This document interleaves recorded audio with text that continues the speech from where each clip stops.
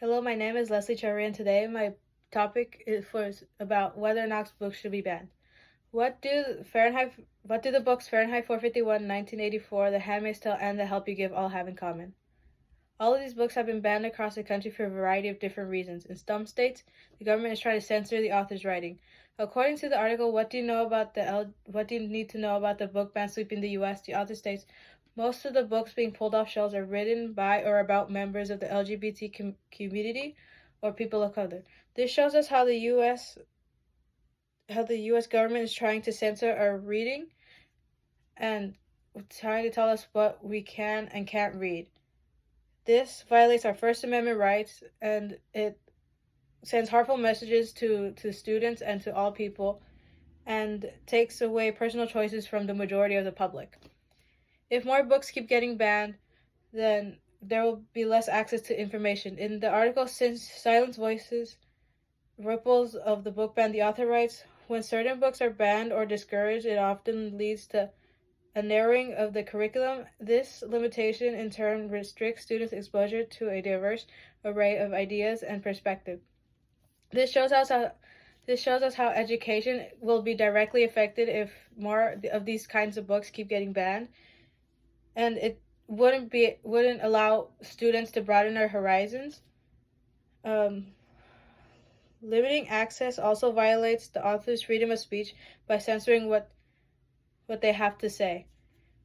If the government keeps censoring authors, then there will it violates our First Amendment speech, which is one of the most like famous amendments because it's what our country was built upon.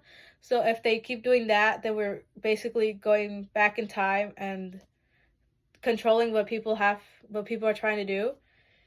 In the article, What is the Book Banning and is it constitutional? The complete guide. The author writes, yes, book banning can violate the First Amendment rights of students and authors who have a right to receive information and ideas contained in the books. What the government is doing is unconstitutional, and they are depriving us of the literature that can affect someone on a deeper level. Like, this book can be very important to them, and if they can't see it in like school libraries or regular libraries, it might like they might want to like stop reading it because they think it's going to be wrong. While the government is trying to censor the authors, the government doesn't realize the harm that they are inflicting, and by restricting what we read. The more books the government adds to the ban list, the more it can send harmful messages. In the article, Book Banning Does More the Harm Than Good, the author writes, these book bans limit the perspective that young readers have access to, thus narrowing their worldview.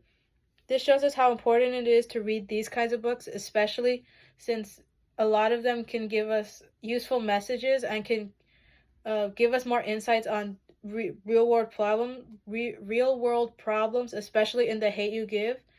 It gives us better insight into the topic of racism, and especially with police brutality. While the government and the school system are trying to protect us, think about what they're really trying to do, which is silence us. And in conclusion, banning books can cause more harm than good, and it violates our First Amendment rights and limits our access to information. So to conclude my speech, I urge each of you to read some of the books on the list.